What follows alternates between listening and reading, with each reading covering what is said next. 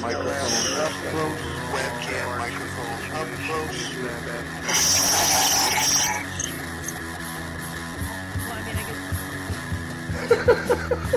At the age of 19 in 1962, she was but I have the files. I read this stuff at the National Archives, and I read these other things. I said to myself, how can that be possible? The brain, pistols and fondle slab of choice, I don't know that doesn't really matter. Internet, professional wrestlers, and not Jesse Ventura style. It doesn't matter where the cartoon comes from as long as it's real. It's hard to get real information because seriously, they don't want you to just read two sources whenever I try to prove out. It's not. If you expect your government to tell you the truth, you're going to sadly disappoint another one of these things. Dear Lord, what a dirty, dirty old man, huh? Really? Can't be serious. Is this really how you want things to be? Come on. More hooker, eruptions? Eruptions, whatever. Like Dave Powers kind of... Really? Allegedly broadcast live from Pima Region 2, 3, within the borders of the formerly united and currently occupied states of America. We bring you the Ochelli Effect. It's like, damn sure, no, I'm an original. We have all these situations. I'd love to know why it takes 50 years, for... That's that. For a 19-year-old girl to eventually get up to gumption to put these things out.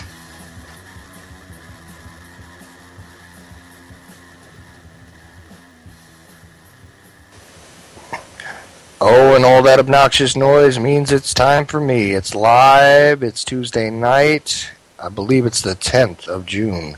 Anyway, UCY.TV radio. Chuck Ochelli, this is the Ochelli Effect.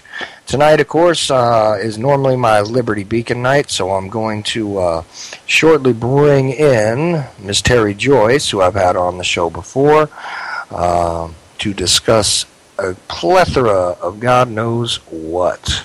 We may have some other people adding in, too. We'll see shortly. If anybody notices that I got a sound difference from my normal sound, it's because I'm kind of on the backup piece of equipment tonight, and hopefully it's not too bad. So we'll see how it goes. Terry, you there? Yes, I am. How are you? I'm doing well today. How are you doing?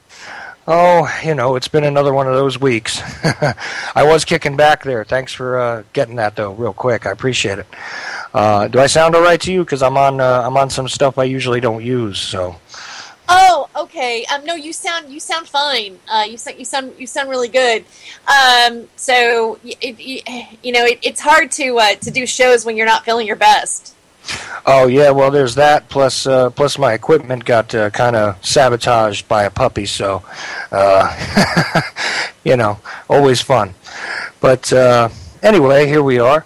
Now I'm sure that the people who've heard my show with you on it before know exactly who you are, and of course we've gone over this before. You're part of the Liberty Beacon. This is why you're on Tuesday nights. Yes.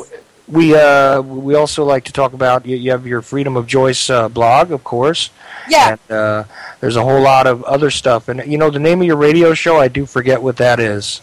It's called Freedom of Joyce. I keep everything simple, So my radio show is called Freedom of Joyce, and I air it on Revolution Radio on Fridays between 2 p.m. and 4 p.m. Eastern Time. And then I also air out of the Time for Hemp network. I either replay a show that I have previously done, or I also air live from there as well. And that's at timeforhemp.com. And that it airs on Tuesdays and Thursdays on that network from 12 a.m. to 2 a.m. Pacific Time. And then it's replays on These Changing Times radio on Mondays at 7 p.m. Central, and also on Awake Radio. I believe it's 10 a.m. to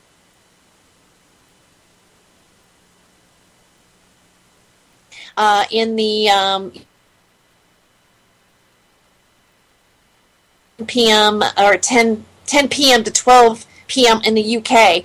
But I'm kind of confused. I'm looking at the site, and I'm seeing it on different hours, and I'm a little confused about that. But I also air on that network as well. As a matter of fact, I have a video. There's a video of mine right up on Awake Radio's webpage that they just recently put it up there today because in lieu of the shooting that happened at Walmart with apparently these two people that were associated with Bundy Ranch or the Bundy Ranch militia, just 2 weeks ago I had interviewed Roger Payne, who was the first part of the first response militia called Operation Mutual Aid to Bundy Ranch. So I had just edited the YouTube video aspect of it and uploaded it and sent it out to them last night. And I said, in light of this tragedy, and again, I feel it's terrible for anybody to have any type of violence, put upon them. But to watch the mainstream media take it and spin it and make it sound the way it is, and to depict people who belong to a militia in a certain fashion is really an inaccurate depiction of who they are. And I feel that this interview really does give a different perspective on what they were about and what the real intent was behind why they were present. This other person that's associated with them, and again, I asked him that question. I said, what do you do to vet people out, and how do you know that you're not infiltrated by the, by the other side? To cause a violent action or however. And, basically when people don't gel or don't gel under the, the principles in which the reasons that they are there, they do get rid of them, or they, how he put it was they don't get asked to come back for the next operation. And, so I do feel that I just find it's oddly coincidental that I had previously done this interview, and I encourage anybody to go to the website and take a look at it, or go to my Freedom of Joyce channel. I'm actually going to be doing a blog on this right away and include the video in that and begin to circulate, because I'm very concerned about the agenda that's going on here, and the fact that we do have the NDAA bill allowing Americans to be seen as domestic terrorists, and all of them have already been labeled domestic terrorists already, and the fact that there's this outside incident that's now happened, and of course they are being associated with it, and anybody who is, fighting for their constitution or feeling that their government is out of control,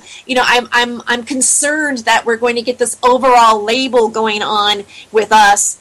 And I include myself as well, because I've been a protester, I've been vocal, I've been part of Occupy, I've marched in the streets, and I have a show where I'm interviewing people or giving people a voice that are doing those kind of activities. I mean, it's not just Bundy Ranch, but I've done also different protesters and activists as well for in different areas. So I'm just concerned that that it's going to now be the propaganda is going to happen. We talked about militia propaganda, and that it's going to be spun in a certain way, and then it's going to be another Waco, Texas type of incident. And according to lots of people who are misinformed, it will be seen as a very validated reason.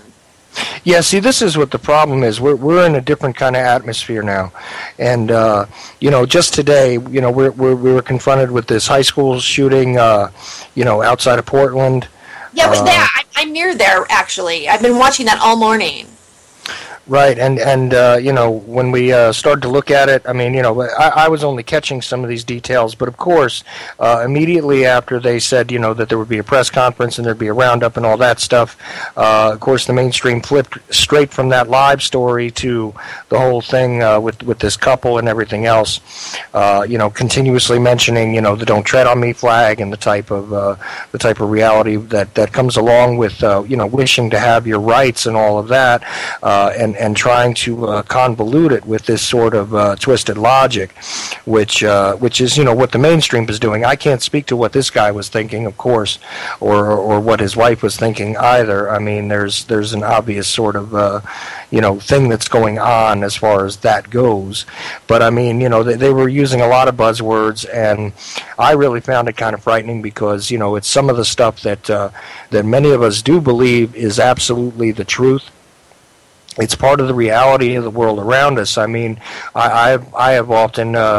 well, let me put it to you this way. I saw a clip with somebody from the Daily Beast. I forget who he was, but the point is that in about a 5-minute segment, the guy mentioned stuff like fascism and how people believe that, the United States has fallen into that state. I've made that statement myself many times, and it's because I believe that just like based on Mussolini's definition, we're looking at a country where the corporations control the government.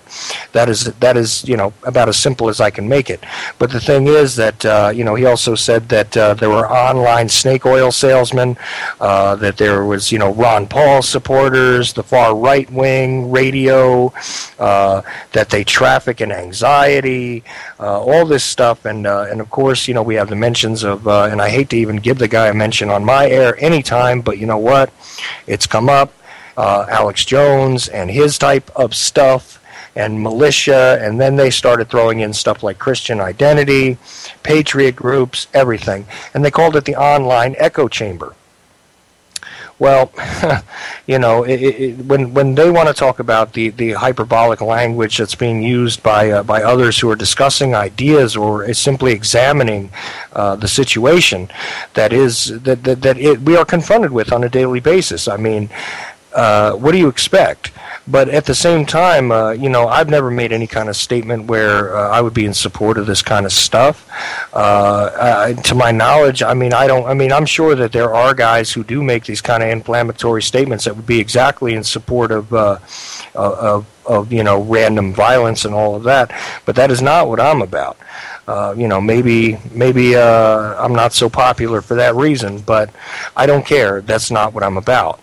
You know what I'm saying? And it's just, it does bother me because they're turning around and they're conflating the idea of free thought, of the rights that we were supposed to have as American citizens, and rights. I don't mean the privileges that are being granted by the government. I mean the rights that you're supposed to have, and not only as American citizens, but anyone within the borders of the United States was granted those rights as well.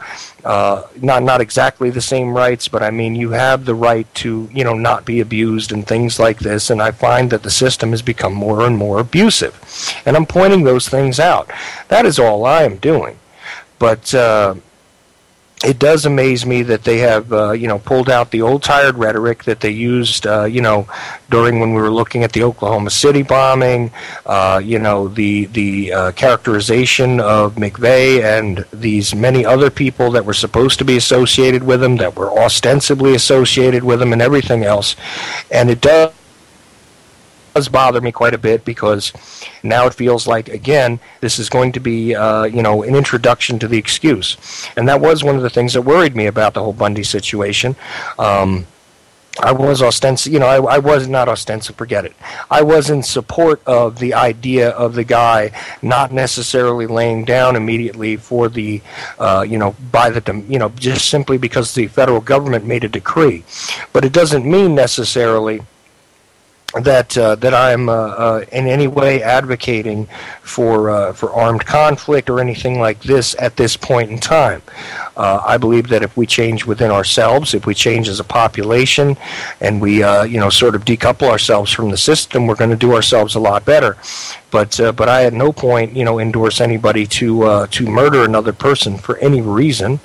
I would wish that murders that are being committed in my name would be stopped. I would wish that murders are being committed in the name of the United States were being stopped. I don't appreciate any of this stuff. Simply because I recognize the right of any human being to live, regardless of their viewpoint, their point of origin, their placement on the particular part of the globe they happen to be in. This is where I'm at. And most people that I encounter that are involved in the type of stuff that we are is not are virtually along those lines. We don't all agree. We don't all walk lockstep with one another in any way, shape, or form. But the fact is, the right for other people to exist, the right for your own freedoms, the right for everyone's freedoms to be acceptable in every part of the world is pretty much a universal idea that I do keep encountering. Some people have childish views on this and everything else, and sometimes, children can be dangerous when they have things in their hands they don't understand. I got to say that, too.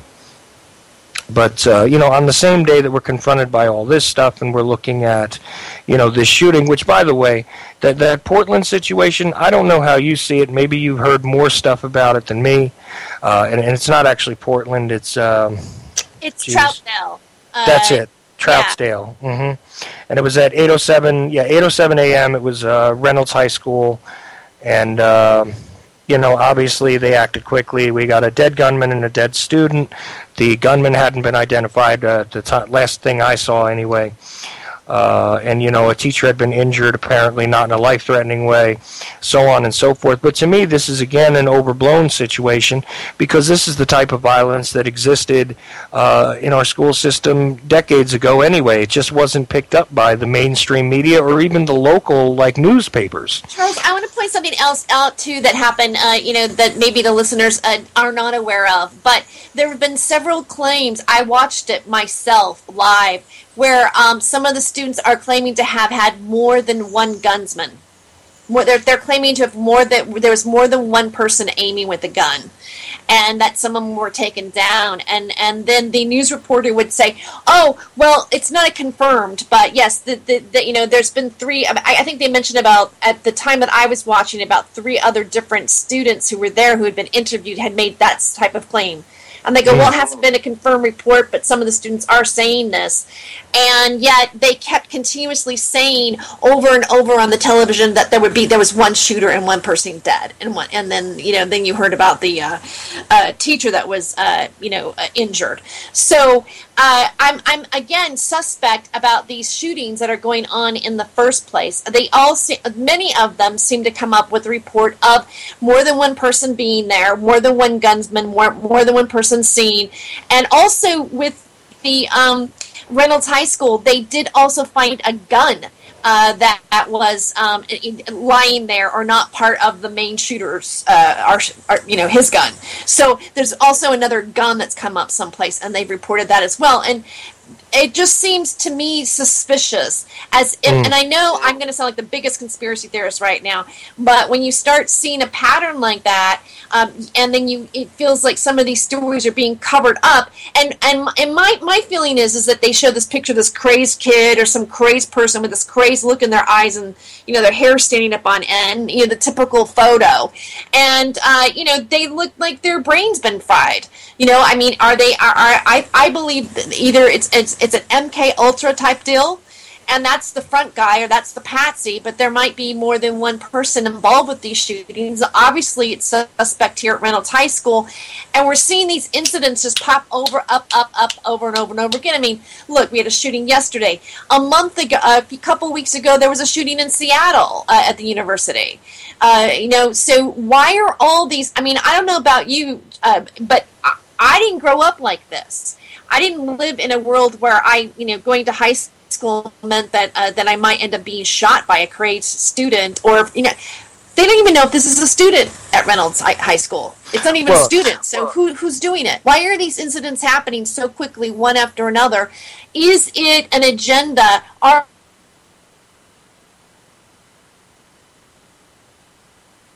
Yeah, see, I have that question. There is a little disparity between your viewpoint and mine because I grew up in kind of a rougher circumstance as far as schools went, and believe me, there were stabbings and shootings and things like this that occurred fairly regularly. But there was usually one victim, there was usually one attacker. That's the way it was. At the press conference at 3:15 Eastern time, anyways, they were talking about that a rifle had been used. that there was an unrelated gun found on someone else, that person was taken into custody, but it was incidental to the situation at that time anyway. And that's the one. That's the press conference that actually had the mayor there, Doug Doust, and Linda Flores was the superintendent who spoke about it a little bit and stuff like that. But all of that stuff, as you see these things develop, though, you do have a good point here, is that there's always all this intrigue and some of the conflict when it comes to eyewitness testimony as things develop. Personally, I mean, I know for a fact that sometimes that stuff is just mistaken and passed along things. I mean, there's also the old game of telephone, which goes on where you have people pass along a story, it gets a little bit more embellished, it gets passed along again, and when you have these crowd-type situations, it's very difficult to sort this stuff out. So, but here's the problem, trying to trust law enforcement to sort out and provide us with a reliable storyline on a lot of these things, in some cases, is very, very suspect, and the constant focus on these incidents, though. Because this could very well be a simple, a personal grudge situation that somebody decided to settle with a gun, period. And that kind of thing just happens. I mean, there's nothing, but if they wouldn't have settled it with a gun, believe me, they would have settled it with a knife, a bat, or a chair leg. It really wouldn't have mattered. If somebody wanted to settle a score, they did.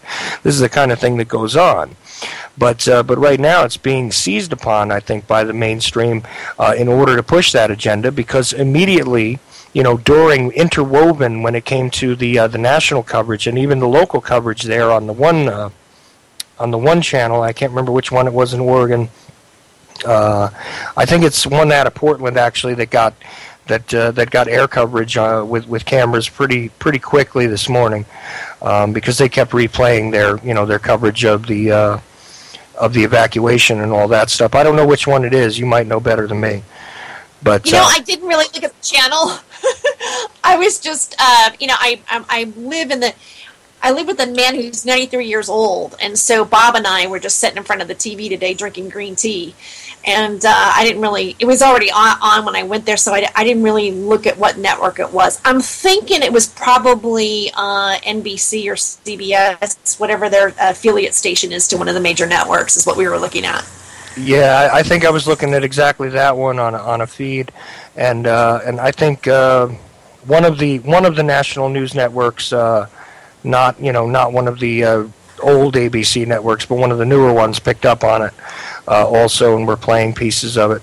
But the weird thing again is that it does seem to fit right in with that agenda, regardless of whether this is sort of an isolated incident or this is yet another one of those incidents where we have somebody who has snapped and whatever else. Immediately interwoven, this is what I noticed anyway, just because I got stuck on the CNN feed for a little bit, and I hate to even say that I did, but I did, because all of a sudden they were interweaving the Vegas shooter's YouTube, sections of his YouTube channel, videos and everything else in there, and again continuously mentioning the "Don't Tread on Me" flag, which his is yellow background with the black, and the one that I have personally has the black background.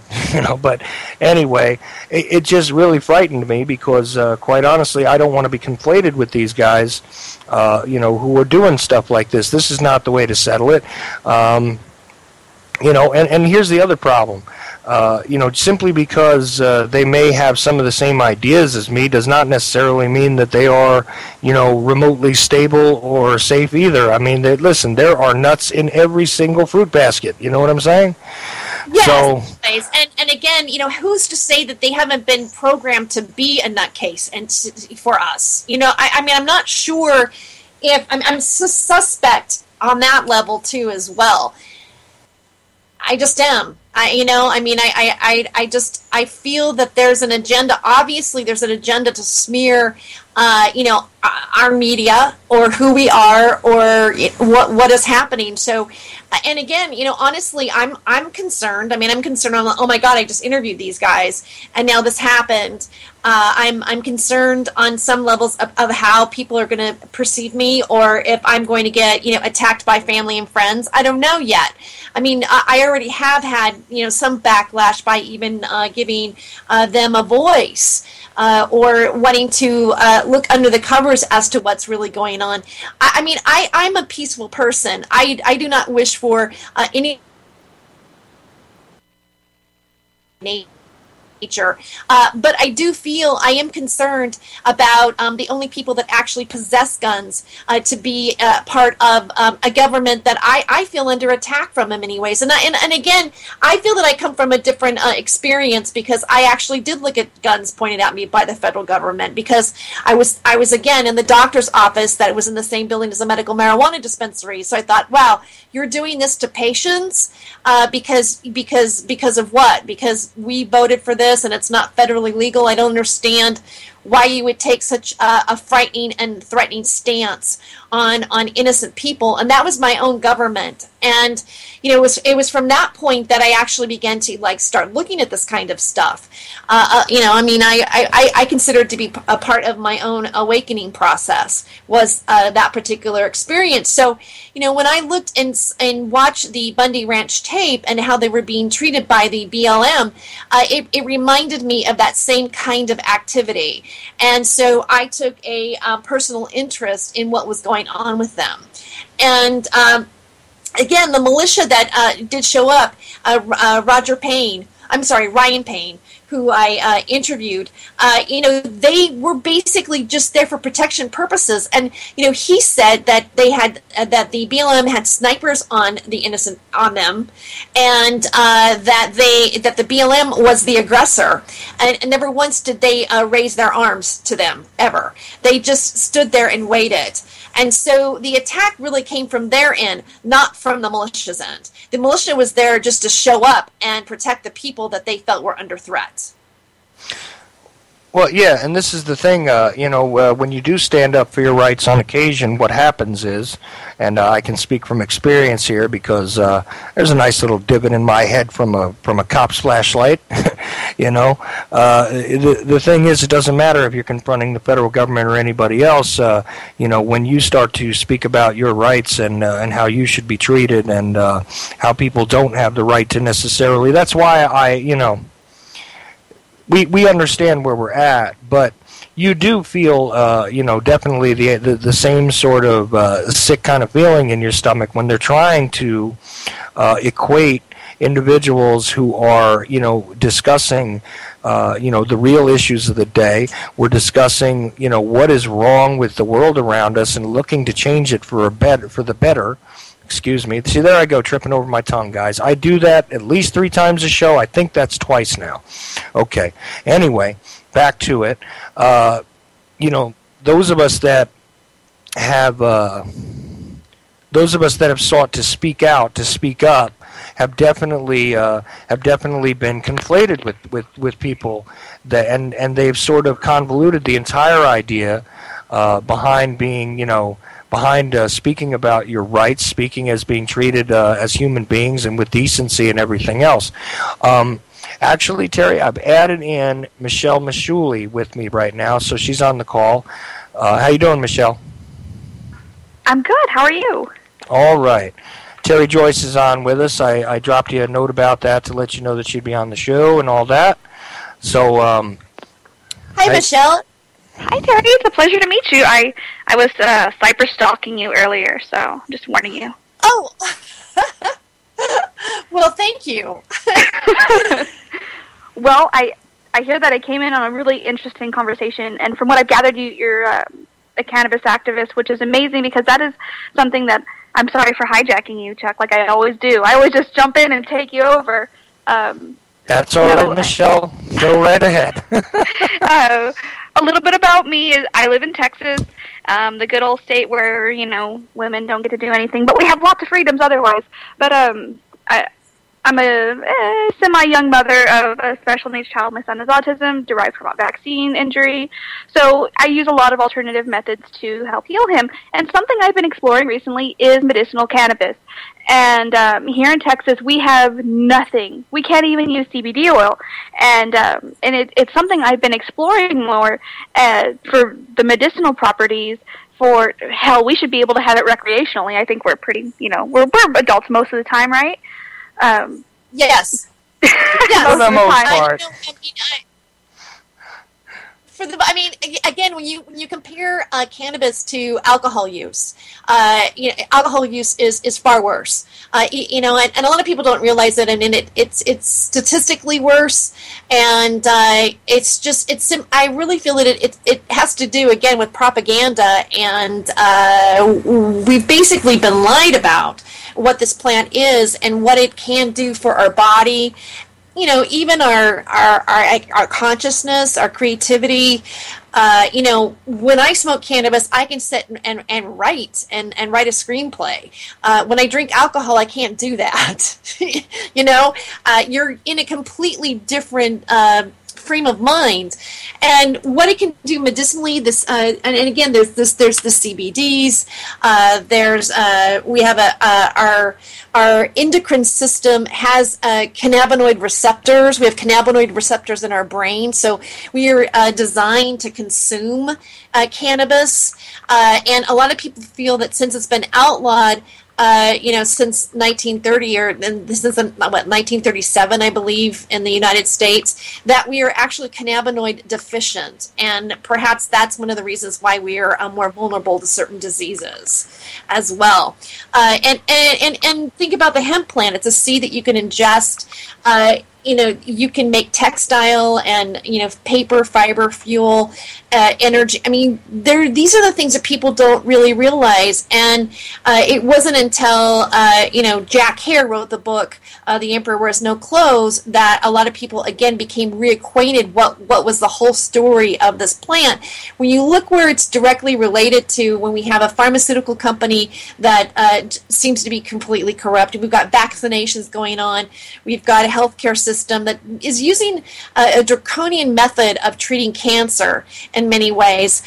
You've got people claiming that it has killed their cancer, and that they were terminally ill, and because they started to put themselves on a certain type of the concentrated form of it, that they're seeing results. And I feel like you're talking about your child and that you're wanting to get this medicine. You live in Texas, it's not legal. To deny people the ability to help their children be well and themselves, and to have a government and a healthcare system that isn't particularly supporting that, then you have to question why. I question that question. Yeah, well, for me, the answer is pretty obvious. The profit margin in having a plant, because we are talking about a plant, available to people that you could grow yourselves. I think Michelle dropped from the call, but she'll be back. To have a plant, though, to be honest with you, available is just a little too easy. It's a whole lot better if they if they feed us their drugs, which have their stamp of approval on them and their profit margins intact. That they control, which are, mostly petroleum-based and all that other wonderful stuff. And, you can have opiates as long as they were issued to you by the Rite Aid. It's fine. But, any other plant that you might wish to ingest that isn't, detrimental to your system, because it is natural, as you said, there are those receptors which do exist in the human endocrine system. It's just it's absolutely counterintuitive to those who want to control the situation. So, to me, it's very obvious. That is why, it's a matter of command and control. Yeah. And Michelle just joined us again. I apologize. No, but I did get almost everything you said. So, and I think I think so many of us see eye to eye on this, and I know you and I do, as far as I can tell. And it's really disgusting because it's about greed. It's not about wellness, because, like I always say, pharmaceuticals not about creating cures; they're about creating customers. Yes, exactly. And I've heard so many wonderful stories about people curing their cancer with cannabis. Or something they're talking a lot about now is epilepsy and seizures and cannabis, and how they're, manipulating and making these strains specifically for children, and how much it's done for them. I have a nonprofit that I work for special needs, and my partner lives in California, so he does have access to CBD and medicinal cannabis and the whole nine, and he was having, oh my God, I think 30, 40 seizures a day. And this man's absolutely brilliant, but he was just debilitated by these seizures. And after just kicking out all of his medications, all of his pharmaceuticals, and just treating purely with medicinal cannabis, he is completely, I don't want to say cured, but the man hasn't had a seizure in almost a year. And how much more proof do we need? I mean, there's your, people say there's no scientific evidence. There's your anecdotal evidence. If I do something and then my seizures stop, hello. But, like I said, it's greed.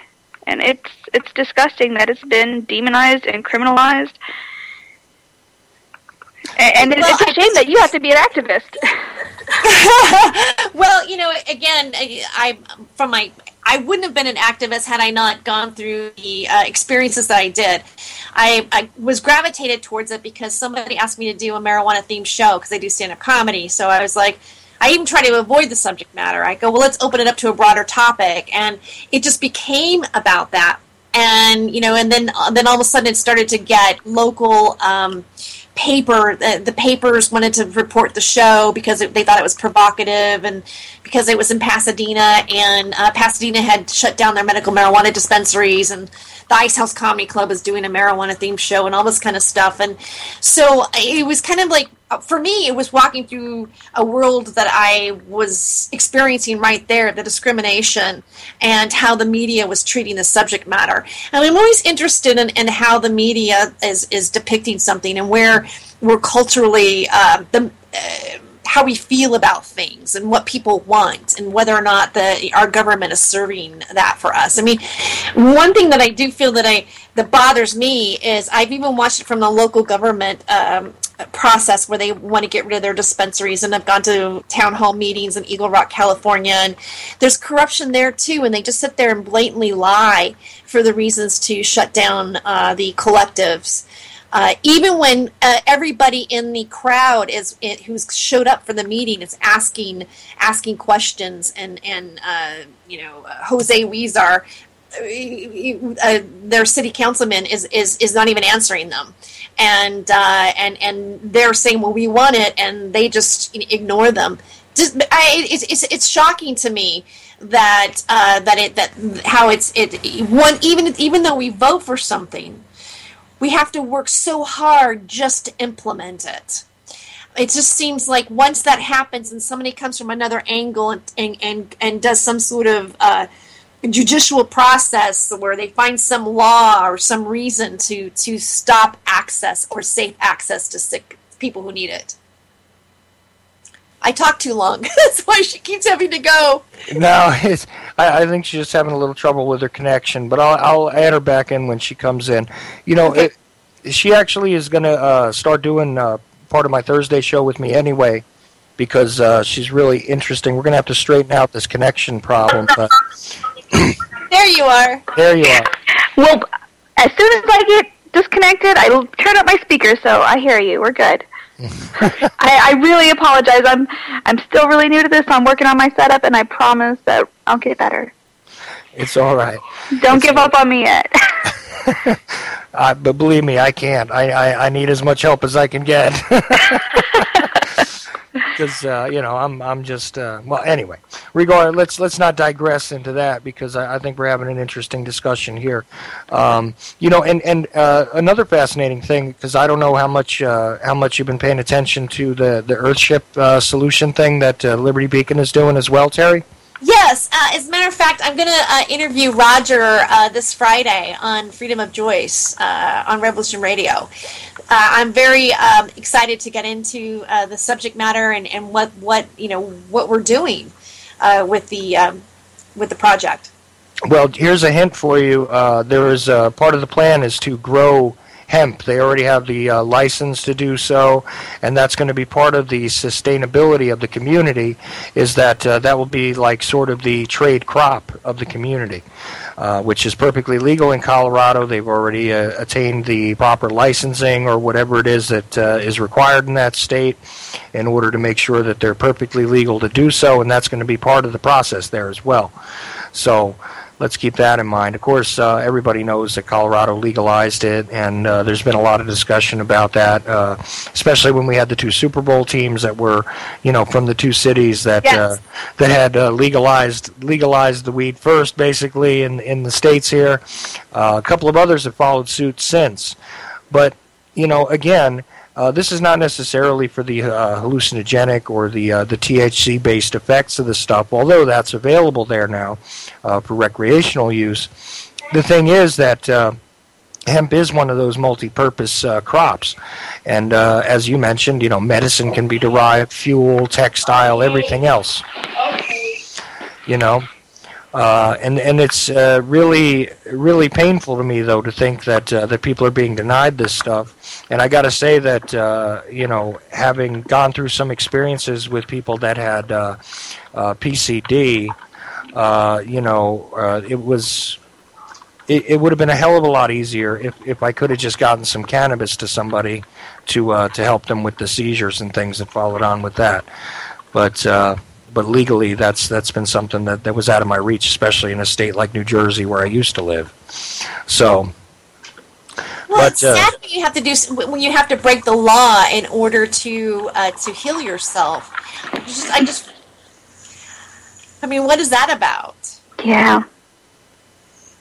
Yeah, well, this is where the corporate interests are in complete opposition to the people's interests. This is what the problem is, So, but anyway, so moving forward, though, I got to say that it's really, it is one of those things that needs to be explored even more. I think that it just seems to be one of those most versatile and amazing natural things on this planet, and I don't see what the real benefit is to restricting it for anyone.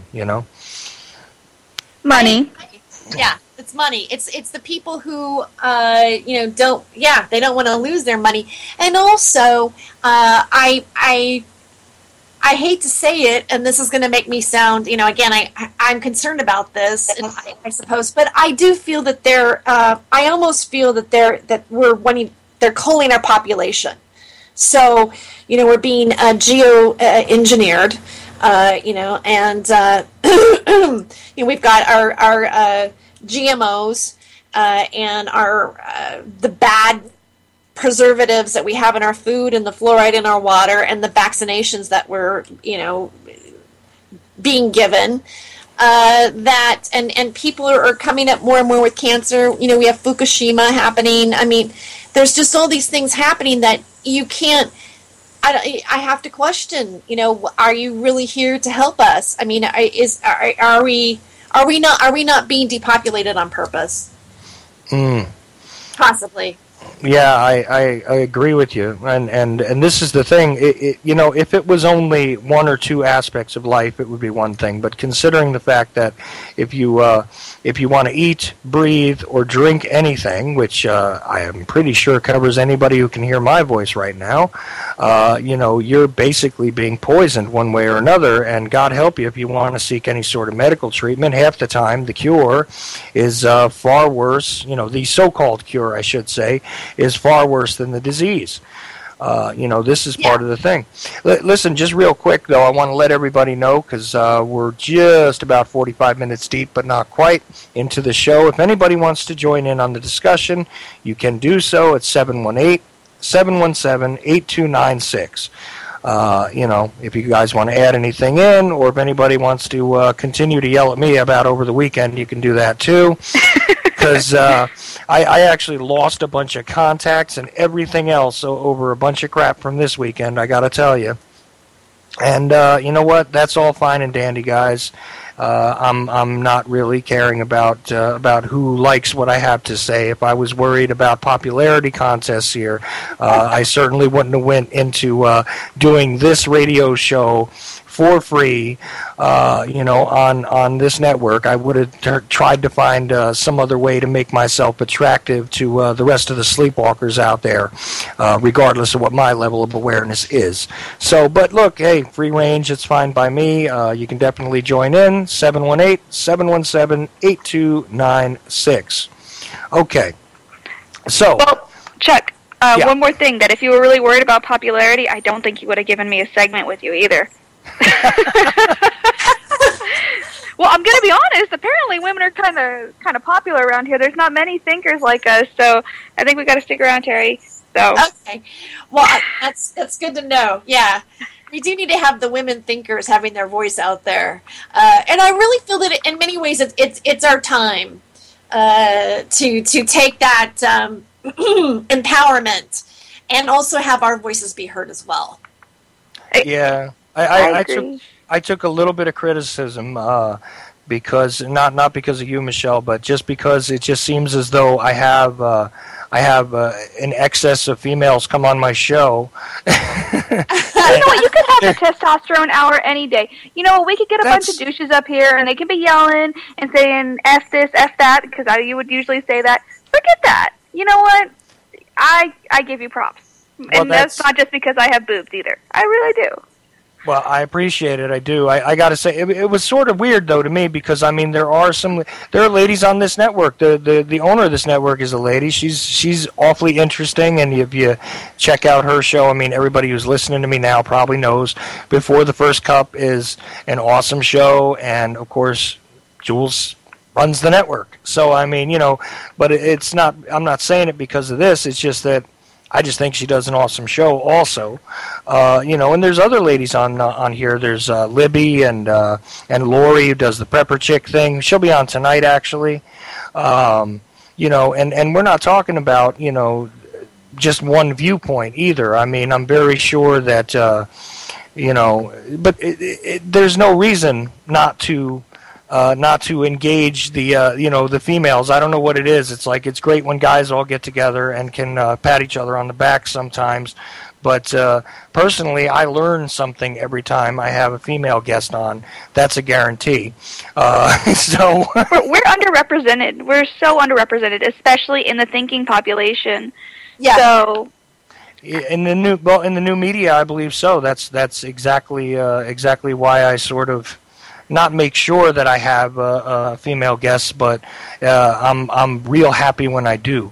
So, but like I said, I always get to learn something as well because look, I can't speak from a woman's perspective about any of this stuff. I mean, I can only speak for myself, and as much as I like to try and identify about things and try to understand all people that seem to be, in my particular stream of consciousness, it doesn't mean that I can. So that's why this is happening. But yeah, popularity contest. No, I really don't care. I'm over that. Believe me, I'm too old to be worried about those kind of things. I speak out, on controversial things because I feel it in my gut that from my perception of how I'm looking at things, I'm like, there's something up here, and by looking at these particular facts.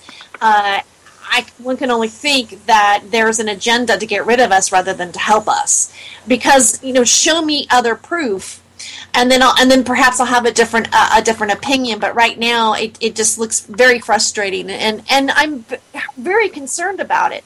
I mean, I'm concerned enough to talk about it and do shows about it, regardless of. But I still kind of when always clarify still, and maybe I need not to. Like I don't want to seem this way or that way. I guess maybe because, again, I have friends and I have other, acquaintance relationships and worlds that I belong in or have been part of that are not part of this way of thinking. And so when you start to push these ideas out to people that probably never knew that you thought that way or had those feelings, sometimes you're going amongst those who are awake at different levels or not awake at all, and then sometimes I feel that I get this sort of labeling, and being that the mainstream media is doing so much of it, that I feel slightly hypersensitive to it at the moment, but I'll get over it.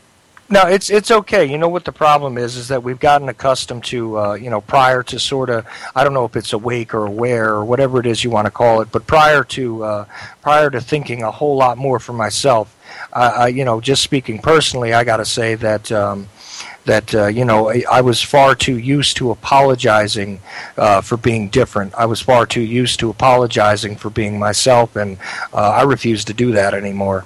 So, and you know what? The second that you stop qualifying what you're saying and you just, speak directly from your heart and all that, Terry, I think you're going to feel a lot better, because I know I do. And that's just my observation. I don't know. Michelle, maybe you see it differently, but I'm not about to sit here and apologize for being myself. Oh, no. I'm way too cocky for that anyway. But, I've been really well received thus far. It's still very early. But you know what? I think it's, people really don't have a choice. If you don't like me, then here's a middle finger. You don't like that one, I've got two, Well, that's how I'm feeling. I mean, I feel that way too. It's just sometimes when I post something, then I have this, of course, comments start flowing in. And, some people that have been my friends and I've had relationships with or working relationships with, they can be very, they can bash you. And again, or say things like, you need to do your research. And I'm like, no, I have been doing my research. But you haven't done CDC research, and it doesn't count unless it's funded by the government. You know that, girl. Come on. Right. And I'm like, okay. And so it's just, I don't know. Sometimes I feel that I'm actually parting ways with some people that I've known in the past over a lot of these topics, because there is a lot of cognitive dissonance happening out there when some people are confronted with a different idea than the one that they've been spoon-fed by television. Does your comedy help? I mean, break the ice, so to speak. People kind of get an idea. Oh, this chick is cool. She's funny, and then you kind of drop the knowledge on them. Well, it's interesting when I do stand up. Usually, of course, you test out certain, you want to go in the direction that you really want to go into. But there's some demographics that I go to that I kind of do my old act where I talk about sex and blah, blah, blah, blah, blah, and it's all campy and fun, et cetera, et cetera. And then a lot of times I'll slip in something just to see a thought, boom, what do you see if that flies, if they hear it or get it. And a lot of times they do. More and more people are going in that direction. There's some audiences that are completely pulsed in to a lot of the topics that we're talking on the show right now, and I'm very excited to start performing for them and developing more material in that vein. And yeah, it is a great way to talk about it, and humor does work and it does break the ice, although even with that, there's still some audiences that have no understanding of what you're talking about yet.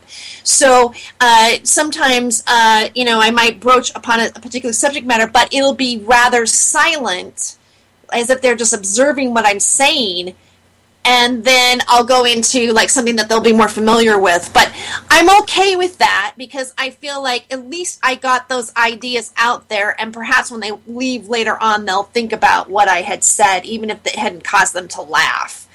And, in many ways, I'm interested in creating a one-woman show. Well, I am creating a one-woman show called Freedom of Joyce, which will allow me to have funny moments, but maybe even a serious moment as well in an overall performance piece. I'm looking to expand in that direction and market it, bring it to theaters. As opposed to just being in comedy clubs. Comedy clubs are a more savvy audience than, say, doing a comedy night in a bar. The bar crowd in, let's say, Idaho is going to relate to certain topics than the improv on Melrose in Hollywood. Yeah, absolutely. I mean, and it is good that that you have that skill. You can use comedy to sort of soften the blow or to sort of wrap it around something else. That's a great way because here's what the problem is, and why you get bashed and you get these attacks or whatever online when you post something that's a little outside of the conventional wisdom. It's a frightening thing. I mean, it's a painful thing, even if you can accept the facts in front of you and you realize that they're rather ugly. When you actually have to acknowledge that the world is sort of a scary and dangerous place, and you didn't previously, it becomes an issue with people.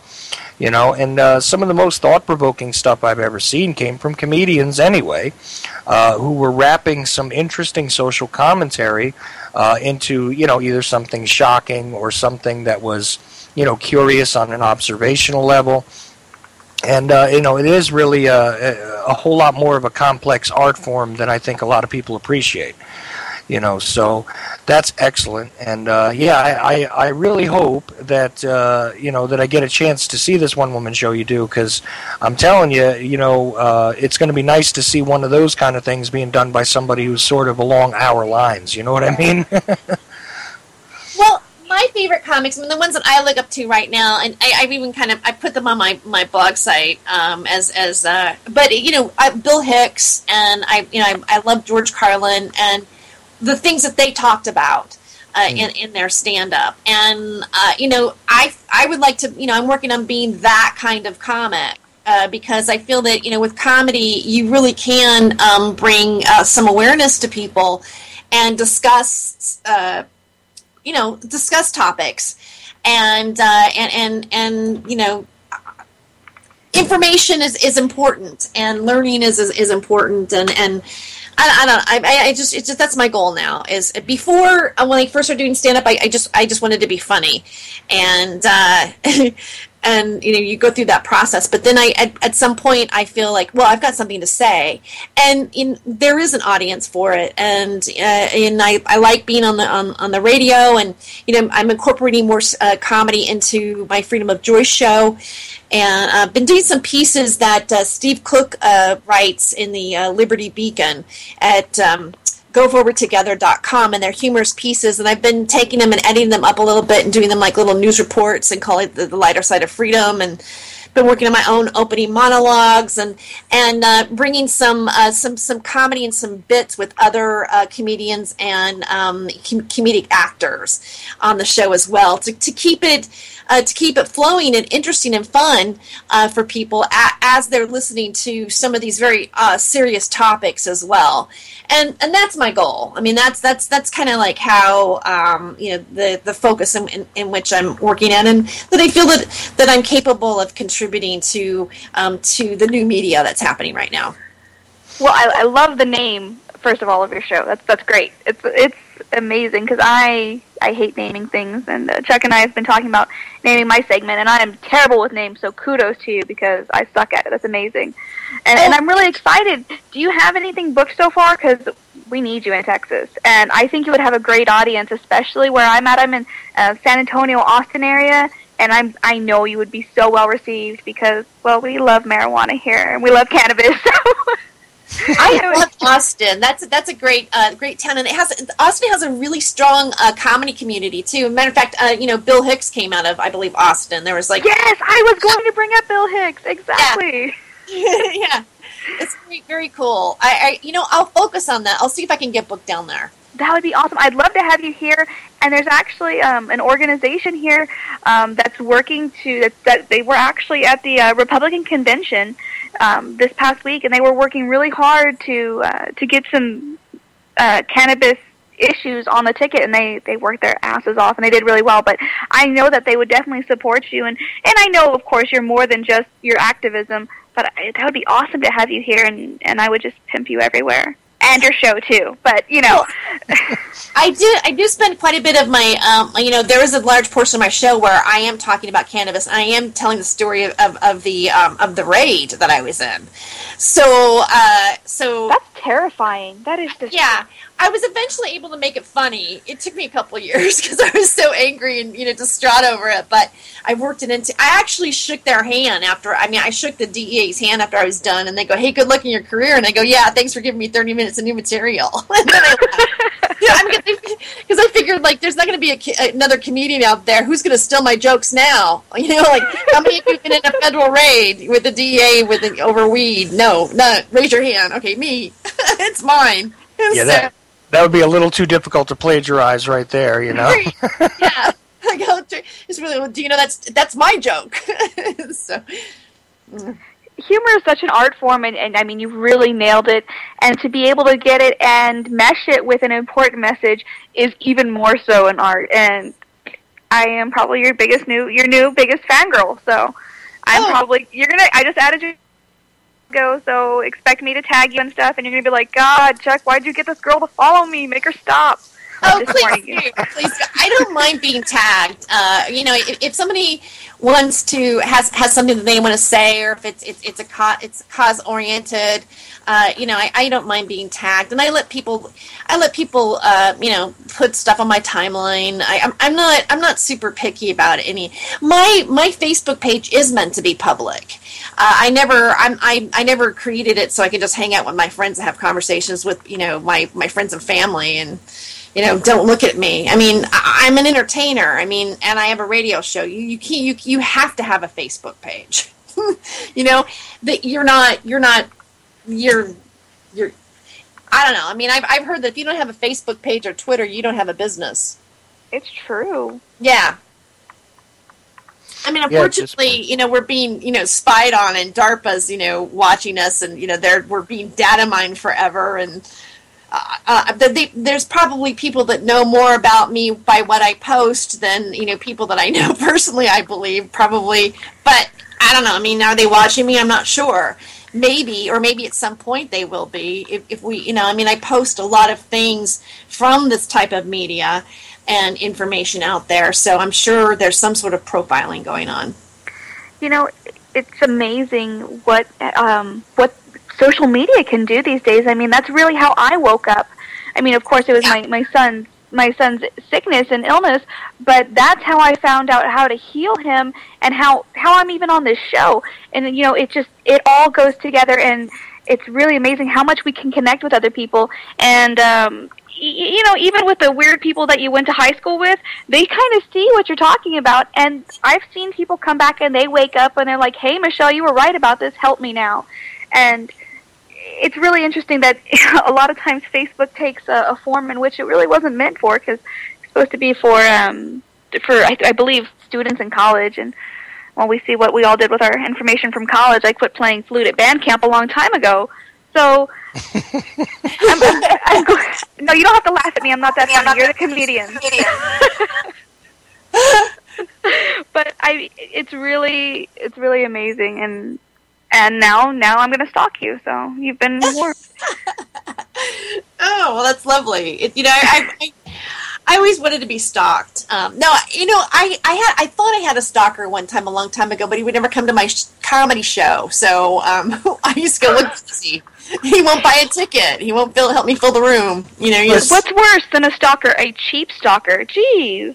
Yeah, I mean, if your stalker's not going to support you, you got to replace him. I mean, come on. Yeah, at least buy a ticket to the show. And oh boy. Yeah, I mean, it's the double-edged sword. That's what I call it. And there I go. There's my third trip. I better not do it again. It's the double-edged sword that social media is. And I mean, I see the internet the same way. I mean, in general, because in one way it has promoted sort of a false sense of reality, but in another way, if you utilize the tool, a different way than just disconnecting from your fellow man, you can actually connect to other people that you would have normally not encountered, on your local streets. So, so it's got its good positive and its negative, and of course, when it comes to stuff like this.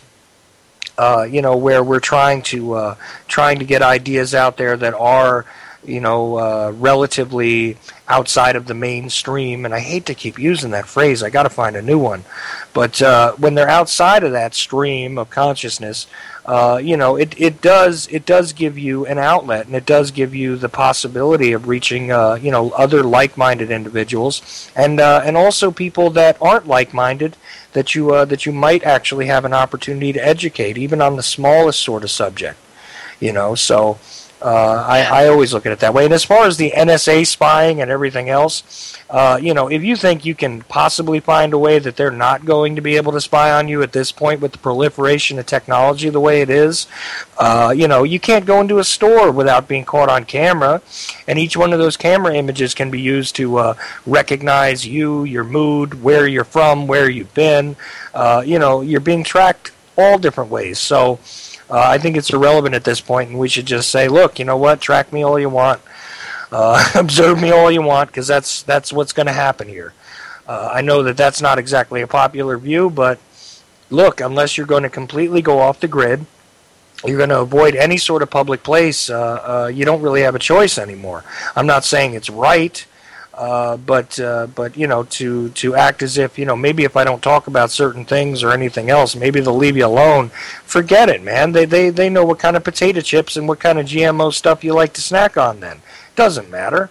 They've got our habits and everything else, pretty much boiled down to these little algorithms, which come from all this collective data. Metadata, please. Anyway. But, I agree with you, but the positive part of it is that we can quickly give information to one another. I was able to see a protest happening in Spain because I was connected to. I'm connected with the GIC, the Global Illumination Council, and they were live streaming it from their website, and I saw a notification on Facebook, and I started to tap in. I mean, this wasn't covered on the main, on TV.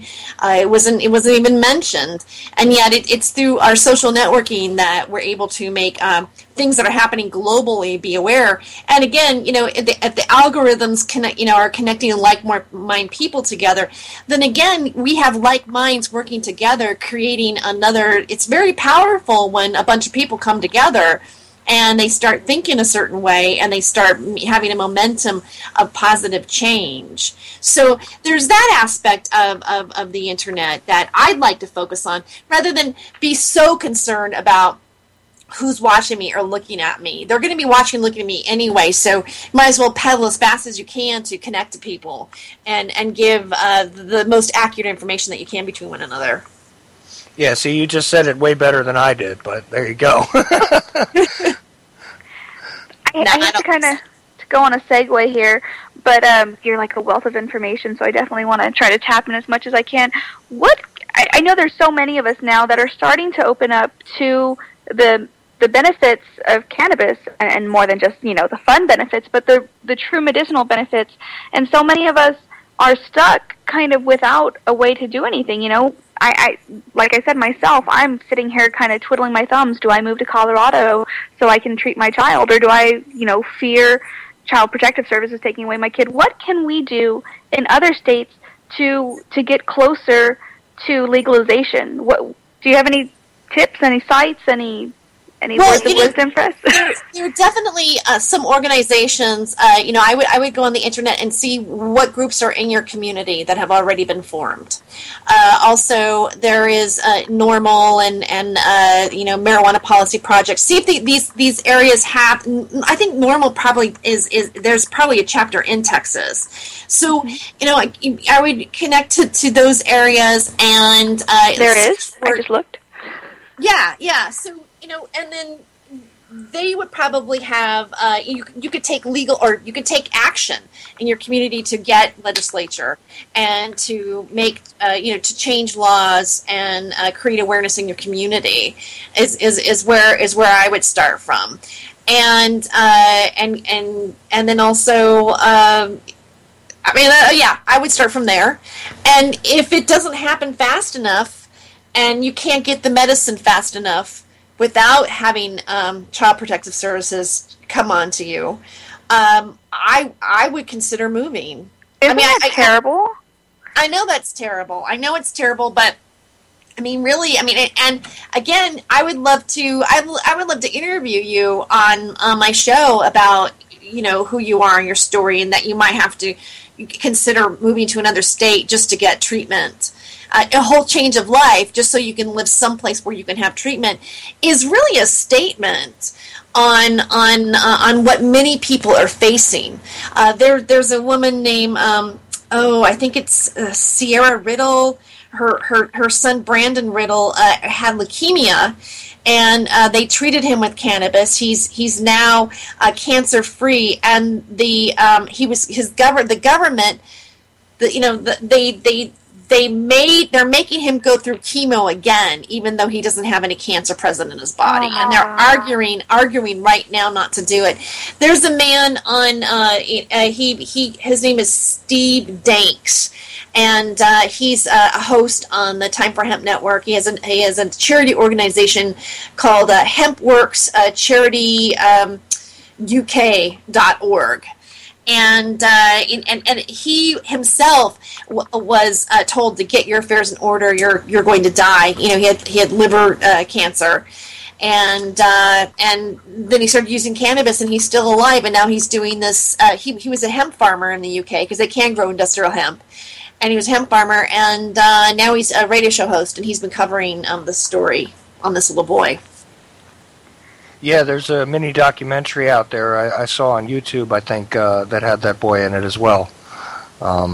So, yeah, you can find it in a couple of places, but that would be great. You know, Michelle, I'm sure you wouldn't mind telling your story and everything on Terry's show there. I'm always stuck with almost calling you Joyce accidentally because that's okay.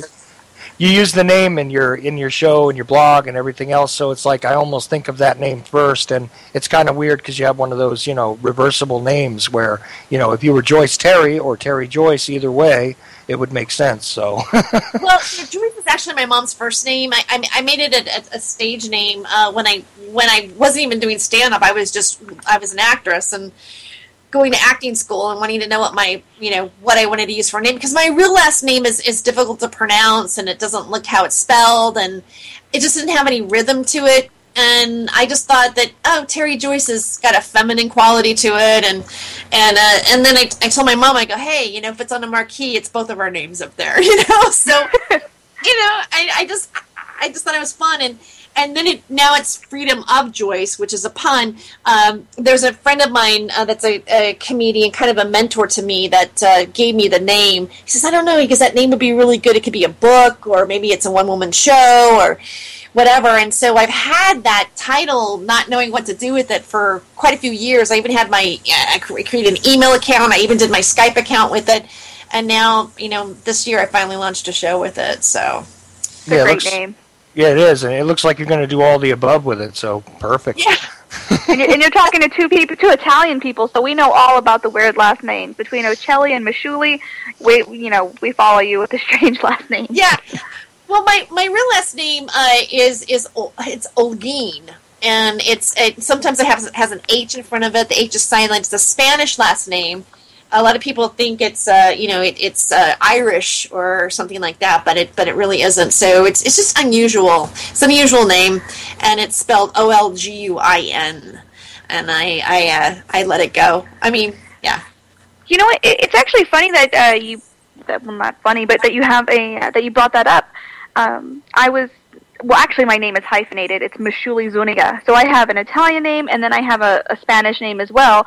That was my ex-husband's name, so I'm just a big old cluster of messed up names. But back to where I was going with this, I was talking to someone earlier, and we were discussing the term marijuana versus cannabis. And I've always used marijuana. I've used medicinal marijuana, or it doesn't have a negative connotation in my world. However, after, talking with him, and we went a little bit further into the etymology and discussing it, the word marijuana was used in the 1900s by the American government as a negative term to kind of bring that foreign aspect with it, so it would be negative, and people would have that. And I found that interesting, and I just kind of wanted to... I kind of scratched the surface today, so I was wondering if you might have a little bit of input on that, and that's why I've been trying to say cannabis, and it's in my head now that I'm going to call it cannabis. Well, I do like the name marijuana. I think it's a pretty name. But its intent, because they were blaming it on the Mexicans, bringing it in, across the border, or that, like marijuana. These Mexicans brought the marijuana into California, or, not just California, but United States, just the Mexicans, because they were really wanting to get rid of the Mexicans. And so it was racist in its in its intent. It was a slang. It was meant to. Yeah. So, it's a well-known term, and it's I would say, cannabis is a very clinical way of saying it. I use both, in where I think it fits best. There's some people that want to have it be called cannabis, or there's some reason I feel like to say the word, and then there's sometimes it's good to say marijuana. It's marijuana. Because it's what people know, and it's not really going to go away, I don't think. I prefer not to use pot or, weed or reefer or anything like that when you're talking about medicinal use. If I'm, goofing around and making a joke or something, I'm going to smoke some pot or something like that, fine. But, again, for me, I feel that there's a time and a place for everything, and there's a reason to say certain things a certain way and not. Just my feelings. It's adjusting yourself to whoever you're around or whatever the mood is. I like to make fun of stoner type things, when I'm doing stand-up in a club, because sometimes that's the only way to begin to break the ice in the subject matter, and then you can begin to talk it, bring it into another different light, because people they don't know the history of the terms, and so you kind of need to take people through a process of learning about it. But yeah, I don't.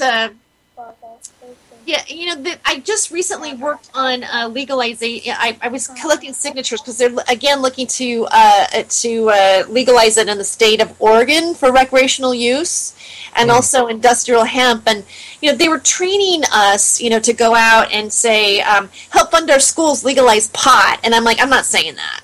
Like, I'm not going to say legalize pot in front of people to get them to sign a petition, because to me that's a derogative. It already puts it in a category of not being acceptable. That's 1970s, where I'll say marijuana or I'll say cannabis. Sometimes if there were children coming by, I use the word cannabis so I wouldn't offend the parents with their kids. I thought in some ways. I just made choices based on who was in front of me, but I never once yelled out legalize pot. Well, yeah, because go ahead. I'm sorry, Chuck. No, go ahead, Michelle. Go ahead. Well, like you said, it's definitely something that you can, I guess, manipulate and choose how you want to address it when you're around someone. So I just want you to know you're with family, so you can call it marijuana, cannabis, weed, or just pot if you'd like to call it that around here too. Or a joint or a bong hit, or there's so many different different ways of saying it. And actually, I kind of was sort of working on a joke, because one time I used the word cannabis, and this lady goes, "Oh, cannabis, what is that like?" That's all like, what, or is it, that's so stuck up? And I'm like, real, it's like, this is how smart people who drink, red wine call it. We say cannabis, we don't say, marijuana or pot. And there's definitely a PC level starting to form on what exactly to call it. Even how to claim it, like some people are offended that will say, well, cannabis cures cancer. No, you can't say the word cure. Now people who are in the know use the word kills cancer. And so there's all this terminology floating around on what's the appropriate way to phrase certain things. Oh, everybody's scared of cures. You can never say that something cures anything, and especially if it's not mainstream. Radiation or chemo can kill cancer, but nothing else can. Only, and I encounter that in my own medical trials, I guess, for lack of a better term. But yeah, we are not allowed to say cure. Cure is against the rules. Well, again, I'm not claiming when I, interview somebody who claims to have had their cancer or their disease they got well or they went into remission or however you want to refer it to, they're still alive, they're doing better. You do have to be careful, and you have to realize too that just because it worked for one person doesn't necessarily it's going to work for everybody. I mean, I don't think we have anything in the world that's a complete, total guarantee to save. And a lot. I mean, there are very few things I feel like, oh, you take this, you're not going to have this disease anymore. I feel like you can say, well, if I take this antibiotic, it should knock out my bacterial infection. It might not, and I might need to do something else. I mean, so there's always those. I feel if we can look at it in that context. I mean, there are other things out there that will help cancer, and some people are claiming there's mushrooms, different types of mushrooms or fungi that's working for people, or turmeric is apparently good to ingest on a regular basis to prevent cancer. There's been claims. I mean, there's a lot of things out there that are plants out there that are already available for us to treat ourselves with, and yet we've lost that knowledge. And some simple items too. I mean, I've even heard stories of baking soda being used to treat cancer and things like that as well. There's a world of possibilities. It doesn't necessarily have to be the only things that are sanctioned by Big Pharma. That's the point here, as far as I'm concerned. Too. That's exactly where I was going to say. Sorry. Oh, I'm sorry. Go ahead. I interrupted. I apologize. No. Nope. Go ahead. It's the alkalinity. I've heard so much about alkalinity, and please tell us about. I don't know a lot about alkaline water, actually. Well, there's I always forget his name. That I could actually Google it here in a moment, but there's a scientist that won a Nobel Prize for discovering that cancer cells cannot live in an alkaline environment. So the more acidic your body is, the more subjective you are to getting cancer. So if you keep your body alkaline with the foods and like alkaline water, or I've even heard baking soda and water will neutralize your body, and to pay attention to, like, I rarely drink sodas anymore because I've already watched a demonstration on how acidic it is when it's tested, and even when you dump specifically your Perrier waters and like your Monster drinks and things like this, they're high in acid. Red Bull, high in acid.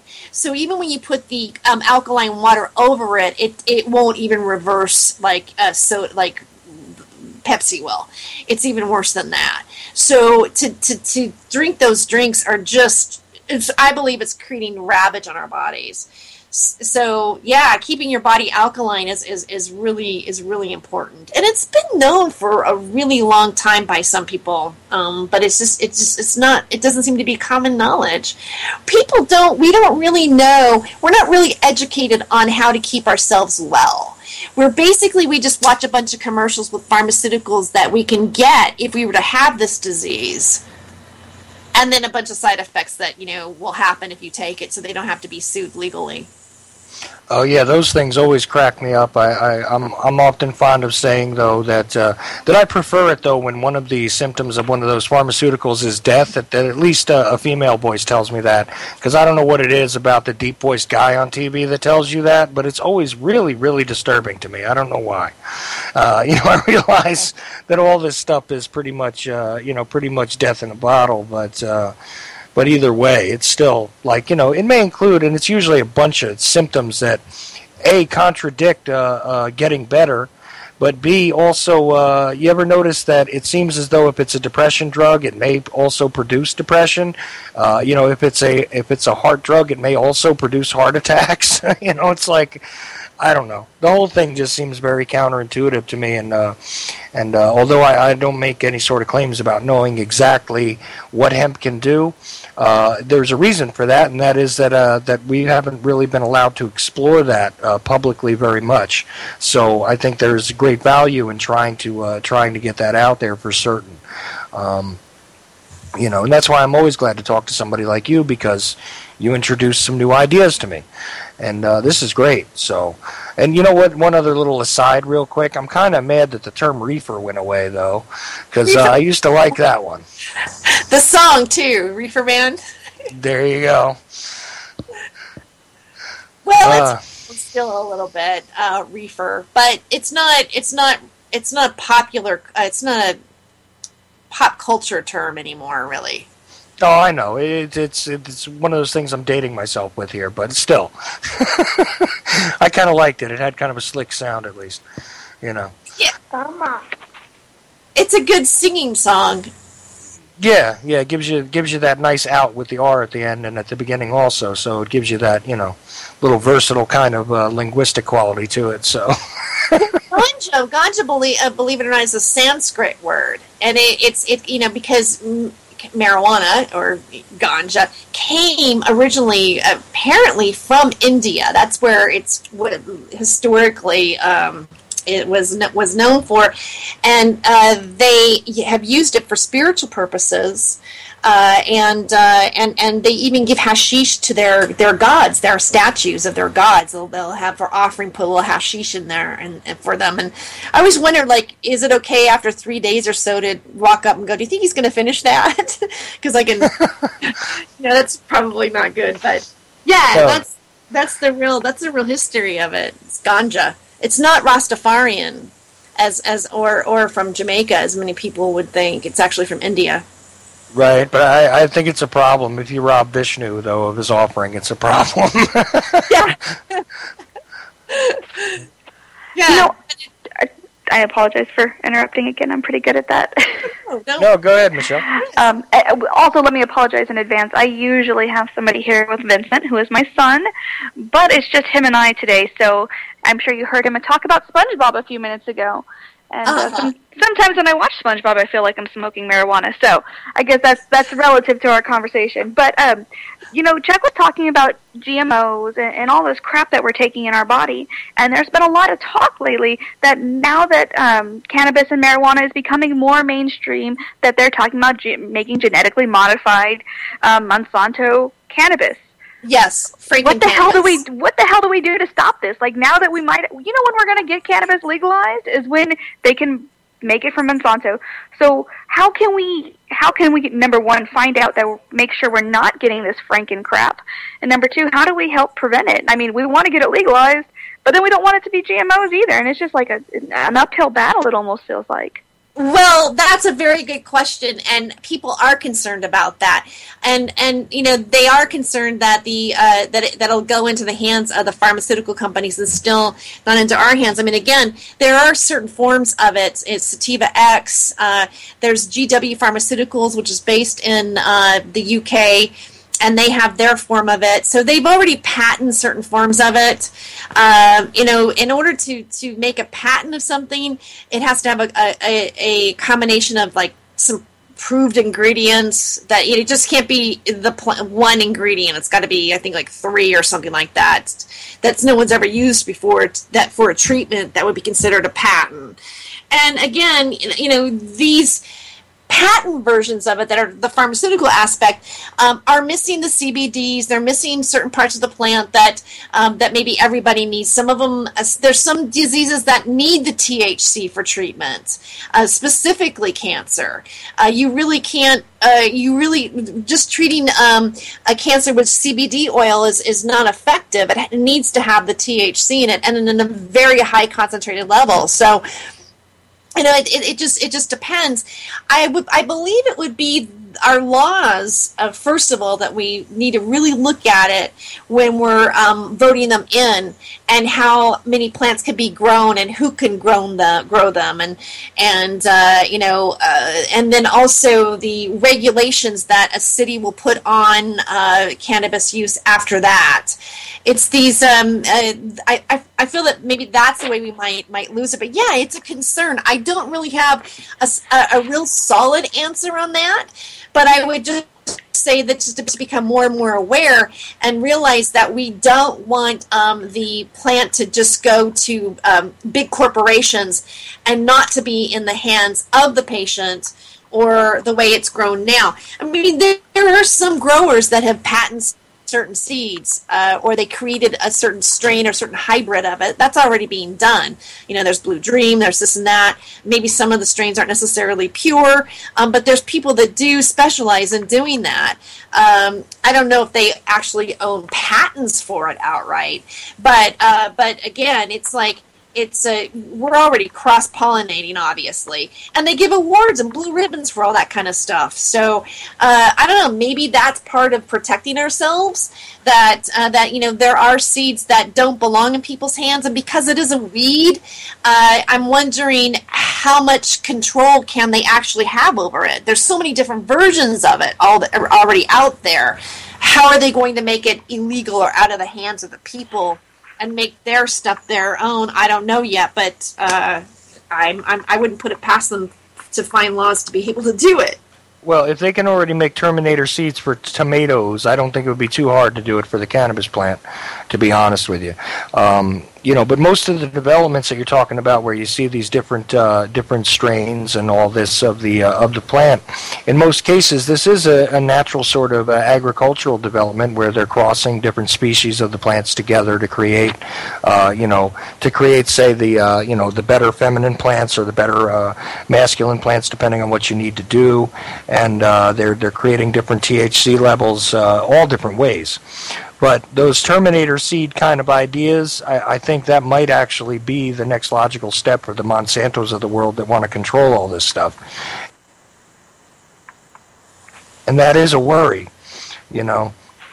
So I guess it's just as it develops, we got to sort of keep an awareness about you know, how natural the natural thing is, you know, because corn and tomatoes and peppers and everything else that should be perfectly naturally grown and cross-pollinated by sort of agricultural artisanship are being controlled by these you know, mechanized groups that are doing all this stuff. So as it becomes more available, I guess it's just one of those things that we're all going to have to be sort of vigilant about, because you know, any which way that we consume a plant, we should be aware of where it came from and what type of plant it really is, you know.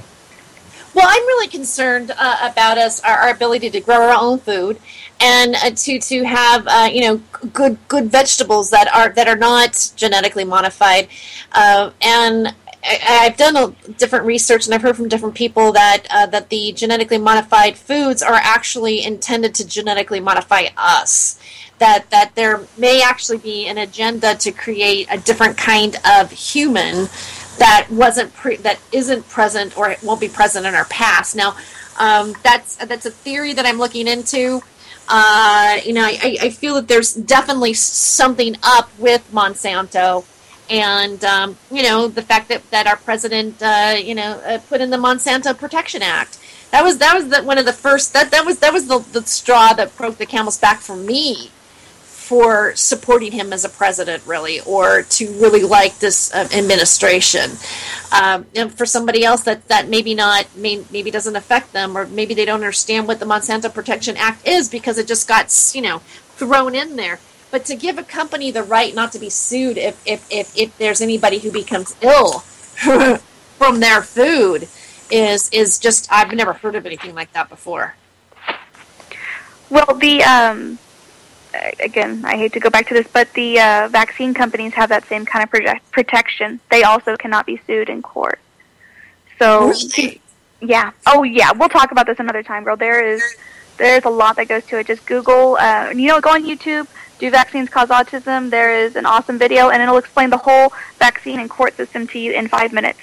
And it's pretty much the same thing, except it was about 20 years ago that it was signed into law. So, and all of these things are tied together. You know, they're all having a big old orgy in there with our government because they're one and the same. They're one and the same.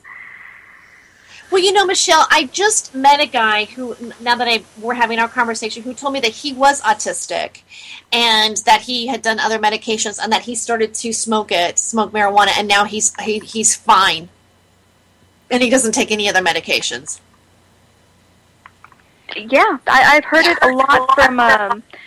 I'm sorry, I'm getting feedback. I've heard a lot from others in the community, and it's been a little bit of a slippery slope because people don't want to use THC necessarily on their children, but it does benefit them because there are so many things that come along with it, and that includes there's some children with eating disorders that they can't eat, and I mean you get the munchies after you smoke sometimes, and not necessarily taking it through in that fashion, but through that through their anxiety and their ADHD and their OCD, and it's helped calm them in so many ways. And right now in my personal life, my son's having behavior issues, and I'm exploring it because it might help to calm his nerves. I mean, and of course, if you said that to the average person, they'd be like, oh, you just give them some Risperdal and call it a day. But that's also the medication that has been proven to give young boys breasts. So that seems completely safe, Yeah, that's one of those commercials we were just talking about before, where now not only do you have the drug companies advertising their stuff, but hey, if you stay tuned to your local TV channel, I guarantee you there'll be a lawyer that'll call up and basically say, hey, if you've been injured by a medication within minutes of each other, this is what the result is. And Risperdal is one of those ones where they develop female type breasts as opposed to what they're supposed to have and other characteristics. It sort of warps the sexuality and everything else, and it's frightening. And meanwhile, they would demonize anyone who would say, wouldn't it be better if I just sort of used this through an inhaler or something like that, or if I created something that was edible, for my child to give them these types of effects as opposed to utilizing this stuff from Big Pharma, But tell me, I still can never fathom exactly why it is that the plant has to be more dangerous than the oil-based medications that are proven to cause harm. I don't understand that. I never will. I don't understand it either, and I feel that a lot of people don't understand it. But I'm kind of surprised by how many people are dependent or their belief system is that Western medicine is really the best way to treat yourself on all occasions. And I'm not saying, I never want to claim that Western medicine doesn't help people or that there aren't certain things that you need to go see a doctor for or antibiotics or medications or whatever. But I love this philosophy. There's this product called Magical Butter, a magical butter machine, and it's a machine that helps you infuse cannabis oils into and other herbs as well into different oils and butters and things and lotions and tinctures and stuff like this, and it's a really great machine. And their belief, and then they make this as I don't know if it's maybe it's their mission statement, but they say that they believe that go to plant medicine first. See if you can work with herbs first. Use those first before we resort to Western medicine. Give that as an option for people. And I'm really wanting to explore other plants as well and other ways of keeping well and treatments. I would rather stay away from Obamacare and our healthcare system as much as possible. I had a friend of mine was my roommate, and I went through her. She was elderly, and I went through everything that happened to her through the hospital, and actually became her DPOA because she didn't have any family in terms of her medical care, and she did become very ill, and I was just shocked by our healthcare system. I would, and if you don't have good insurance, if you're on Medicare, which she was, her options and where she ended up was rather frightening. Yeah, this is true. It has been a deplorable situation for a long time, and this Obamacare has only really made things much worse. The Affordable Care Act, that's a joke in and of itself. A 10-foot tall stack of paper. I have a friend right now. She has breast cancer, and again, it's caught very, very early, and it's apparently it's slow progressing, or so they say it is. But she's caught up in paperwork and just getting her health care to approve her to get treatment right now. And one of the things is they're saying, well, we've got a whole list of all these other people who are way more sick than you are at this point, so we're not willing to work on you yet because you're not on that priority list. And then she's working on getting another it's just all so confusing. And she's just having difficulty signing up properly. Keeps getting rejected. So there's problems with the website. There's all kinds of things that are going on right now that I feel that a lot of people aren't aware of. It's sad to me to realize that if I have a friend that can't get treatment because she's going through this paperwork bureaucracy. What is that all about? It's insurance companies. That's what it's about. It's insurance companies, and I don't really think that we have health care that everybody is going to be treated on some level, and you wouldn't have to worry about, the cost. Some people are indigent right now. They have no money. They're broke. They wouldn't be able to afford, antibiotics. And, there's been times where I've been in that space before. I've had days where I'm completely broke. If I had something happen to me, I've got to go, what am I going to do? It's scary. Yeah, exactly. And plus the lack of focus on wellness care as opposed to sick care. See, that's another issue, too. And the trouble altogether as far as this stuff goes and why people, invest themselves into the Western medicine, as you said, is because of this sort of, in the kind of base belief system that there needs to be an appeal to authority when something is wrong. And doctors are not necessarily the authorities. They may have some knowledge that you do not have, but you can meet anyone on the street who has some knowledge that you don't have. It's all relative. But back to that other point is that there's really not enough of a focus on wellness care, sort of promoting someone to be more healthy to begin with.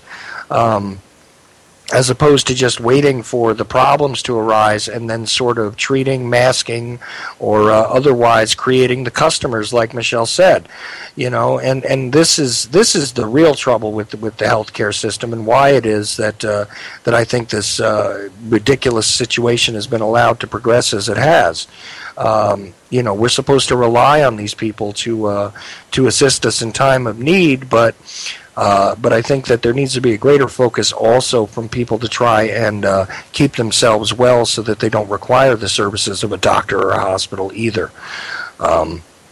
And this is one of the things that is missed quite often, and also with holistic medicine of any kind, more natural options and things like this need to be examined and fully examined without the restrictions that the demonization of particular plants gives us. At least that's my opinion. Yeah, well, especially a plant where there's been no reported history of anybody ever ODing or dying from consuming too much of it. Well, right, and then the argument, of course, from the God, I hate this lady, but the Nancy Graces of the world and this kind of thing. When you look at them, they say, well, it's as dangerous as alcohol because if you do this when you're on it, or if you do that when you're on it, and it's really silliness. Alcohol causes a whole lot more damage. And it comes down to the responsibility of the individual anyway. I mean, if you do wind up, utilizing it for medicine and it causes, an additional effect of any kind, I mean, how many people in this country today are, addicted to painkillers and antidepressants and all sorts of mood stabilizing supposed medications that cause their judgment to be impaired on a 24-hour basis. As opposed to something that, after you ingest it, there's a certain period of time where you may be somewhat impaired. It all comes down to personal responsibility. And I mean, unless people are looking for a catch-all here where there's no need for them to exercise any sort of restraint on their own parts, I don't get it again, Yeah, I agree with you. I'm having, believe it or not, my cat's being you talk about your dog, my cat's being a nuisance right now because he gets jealous over if I pay too much attention to the computer, it's like, well, why aren't you looking at me? So, he's lying all over my cords and everything, and so I go, well, let me get him off of that because I'm afraid he's going to cause my computer to unplug, and so I'm giving him some catnip right now. Oh, that's going to work. Give him some cat marijuana. Right. Even cats need a little help once in a while, right? Well, between the cat, the dog, and the 6-year-old, we've just got a full house here tonight. There you go. I was going to ask you something, actually. What is your opinion about legalization recreationally? Do you think that we should have... Hello? Whoop. Okay. Not sure. All right, well, she seems to still be there, but I can't hear her. She might have accidentally muted herself up. Let's see here. Oh, we lost her. She'll be back. Now we lost her. Yep, sorry about that. Yeah, sometimes I know when that happens, you can still look like you're connected, but you're still not connected. Yeah, that goes on sometimes. But it is a worthy point of discussion again, though. Regarding recreational use, though, we are seeing a trend, though, it seems to me anyway, where people are, beginning to get it, legislated upon locally, and have it be a little more acceptable. Michelle, you're back. Yes, I apologize. In the middle of a question this time, no less. Where I was going, and I apologize, do you think legalized recreationally, should we have similar laws as we do for alcohol, or do you think they should be a little bit more lenient, maybe like towards cigarettes, or do you think all of that is just moot anyways? Well, I feel that my feeling is again, I'm more towards alcohol. That the laws need to be similar to alcohol, and 21 and up, And I just feel that, in my opinion, yes, I think it should be more like handled like beer or wine or alcohol. Right now, one of the initiatives that's happening in Portland has been created by the people from Colorado and Washington in terms of writing it, and the OLCC, the liquor board that they have, I've got an OLCC license, meaning that if I'm a food server, I can serve alcohol legally because you have to pass a test and all this kind of stuff. They would be in charge of the law of cannabis as well. So I do feel like it should be legislated that way, in my opinion. Now, some people might actually argue with me on that, but I feel that if we treat it that way legally, then you have to be 21. You can't give it to a minor. All those kind of rules is actually going to help us regulate it. It does need to be regulated. I do feel that, and that's the only way we're going to be able to get it legal in the first place. Really, it's really the same kind of prohibition. Only the this is good for you and the other isn't. Yes, I'm not saying that marijuana is good for everybody and it's the best choice. And yes, people can be addicted to it. And yes, it can be disruptive for certain people's lives. But that doesn't necessarily mean that everybody who uses it, that this is what's going to happen to you. I do not believe that it's a gateway drug. And alcohol is far more destructive on our health as well. It is more addictive. It's a different. That's worse on our society than the person who's addicted to cannabis. Again, you're not going to OD from ingesting too much cannabis or smoking too much weed. You might think you're dying, but you're not. There have been no reported deaths, but somebody can drink themselves to death. Well, alcohol is useful medicinally, though. It's not as though it's completely useless. It can be used as a medicine as well, and that's why I would certainly equate it the same way and agree with you that that regulation would not be a problem, and even just from a pragmatic sort of standpoint, the reality here is that you're probably not going to get it legalized in most places without some form of regulation for certain. Whether it should be morally regulated for the same reason is another issue, but from sort of a practical standpoint, I figure that it's going to have to be regulated. Mm-hmm. Yeah. And it's going from state to state, just kind of the same as alcohol is, really. And the only problem is that even when alcohol was illegal, it was still paying money, I believe. Some sort of payment was being made on it. Mm. And there was somehow the government was actually legitimately, and I have to research that again. There's a really great movie that I watched that kind of explained, but there was some sort of connection. It's the the fire, tobacco and alcohol. ATF? Yes, there was something going on connected to them or to that organization. I believe that they were getting a certain amount of money, and so there was definitely it was an easy money exchange. You have to, unfortunately, there seems to be some sort of money payoff. Everybody wants their cut, and there is that aspect of needing to compromise on some level, either with taxes or it's got to get back to the community. It's got to everybody needs to get a little bit of piece of the pie. And one of the issues that I feel is happening is those that have been cultivating it for years don't necessarily want to give that up either. So there's a certain amount of greed that is happening on the other side as well.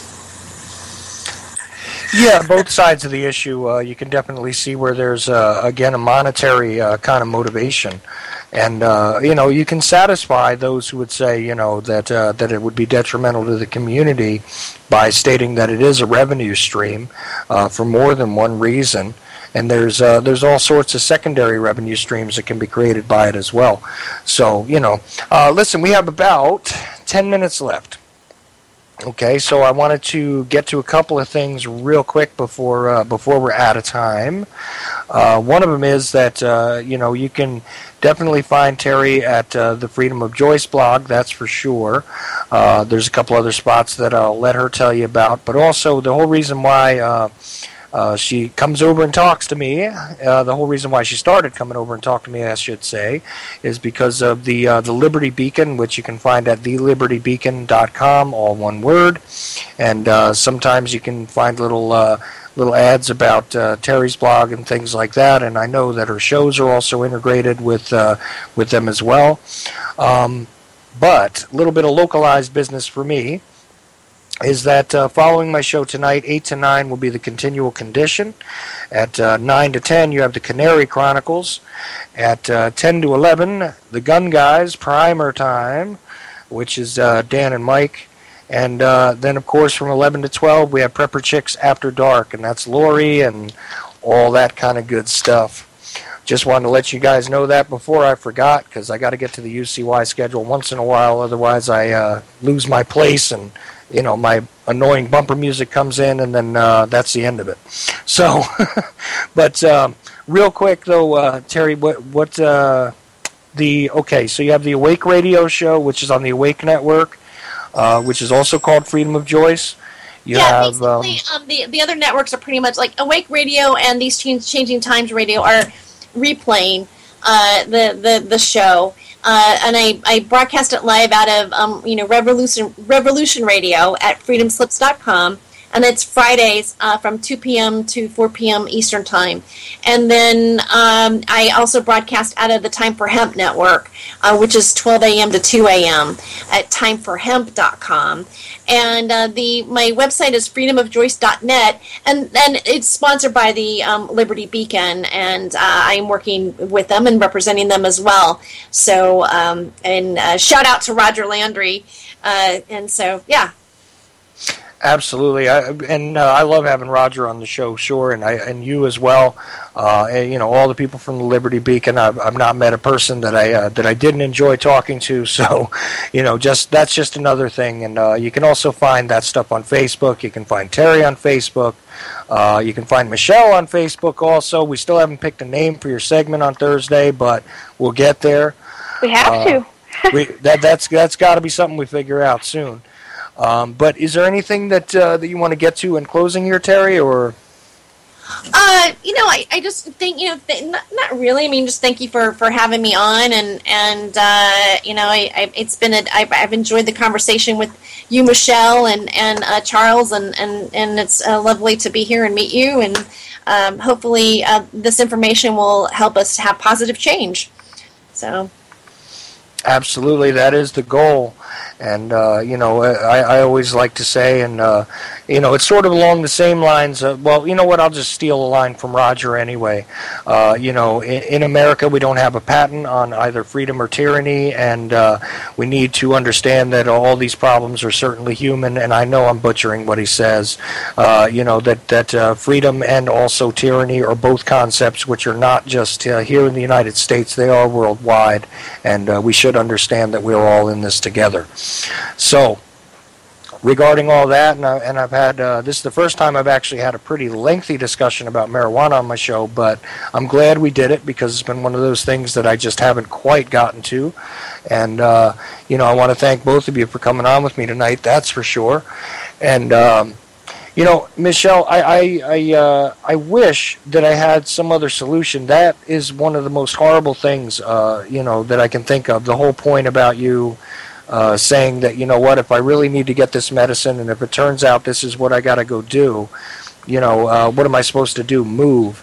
I really hope that you two do get together, and Terry, you do a show with her, because I guarantee you that she'll tell you a very compelling story that'll lead into that concept, and that'll lead into that dilemma, and it's most informative, and you never know. You guys talking about that on your show might actually cause a change for her in Texas, that might actually cause a change for other people elsewhere, and I would love to see that done. So let me know when you guys do that, so that I can at least pick it up and listen to it. I know exactly when it broadcasts and all that, so because I want to make sure that I don't miss it. Absolutely, and we'll make it happen, and get it out there. I would love to do that. So anything you want to add in, Michelle, while we're running down on time? Yeah, I had you guys on mute. I apologize. My child that's not supposed to talk is very, very talkative right now. It's a great thing. It's a great problem to deal with. I would be honored to be on your show. Thank you so much. And like I said, I've already been pimping you out. I put you out on Facebook, so you'll see. Thank you. Hopefully you'll get some more likes. And, it's funny when I'm browsing my Facebook sometimes, I'm like, okay, so is this, and I see somebody posting something about marijuana, I'm like, this is either an informed autism parent or this is a pothead from high school. One of the two, and I still sometimes kind of have to look to see which one it is. But I really appreciate you coming on, and you've definitely brought up some things that I never even thought about, like our bodies actually having deficiencies, and that, our bodies we're used to it so long, and that we're deficient now, and who knows what, filling that void could prevent. And it definitely opened up a whole new aspect for me to probably obsess about and research way too much. Oh, well, there's so much to learn. Again, I recommend too that you watch a video called the Rick Simpson story on YouTube. Run from the Cure is a really good one, and there's just a lot out there, a lot of information out there to know, and it's good knowledge, definitely. They'll make you think. And I've seen that so much lately. There's always something new. There's always another layer that peels back, and it's just, I mean, it's appalling in everything. And, just to touch briefly, I know we were talking about ATF and the military, not the military, the government, well, yeah, the military, the government, and these federal organizations. I worked for local government a couple of years back, a law enforcement organization, and I learned a lot, and I was also a grant writer there, so I got millions of dollars of funding for this organization, and we lived in a high-intensity drug trafficking area, because it was on the way from Mexico, so there's tons of marijuana that went through there, but the government spends millions upon millions of dollars.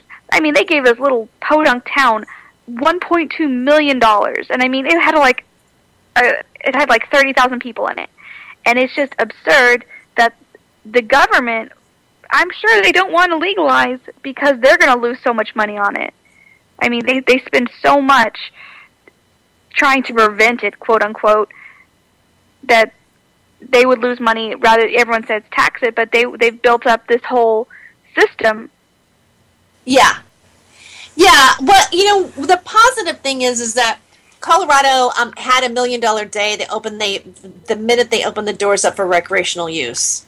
So the first day, and they've made so much in taxes that they, of where the money was to be allocated to, they have an overabundance flow of money coming through that state. And the other states are seeing this. Other people are witnessing it. So there is a tipping point that's taking place. It'll be very interesting to see how it all plays out. Yep.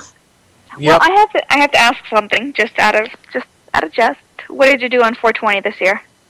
I actually had a friend come over, and we smoked some weed, and we went to a head shop and hung out, and to be honest with you, I also took some mushrooms and had a vision quest. So you did it right. Is what I'm hearing is you did 420 the right way. But I didn't leave my house either. We stayed over at my place, and we had a little picnic and ate some food, and we just a big celebration, So yeah. Wait a minute. You did all that, and you only had a little picnic? You got to be kidding me. Oh, that's the end of that. Everybody, stay tuned for the continual condition on UCY.TV radio. That's it. Still telling next. Bye. At the age of 19 in 1962, she was but I have the files. I read this stuff at the National Archives, and I read these other things. I said to myself, how can that be possible?